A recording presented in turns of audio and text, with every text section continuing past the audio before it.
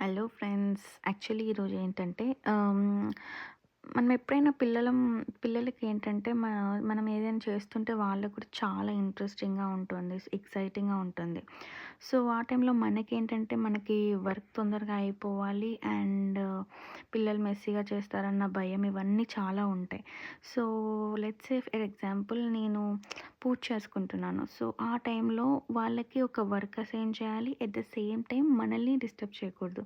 So, మన work అయిపోగొట్టాలి. So, నేను ఆ టైంలో ఏం చేశానంటే తను నాకు బొట్టు పెట్టింది. నేను ఆ సిట్యుయేషన్‌ని ఎలా తీసుకున్నానంటే, సో, బొట్టు పెట్టే విధానాన్ని పోయి వాళ్ళ నాన్నకి ఇంకా వాళ్ళ మామకి బొట్టు పెట్టమని చెప్పాను.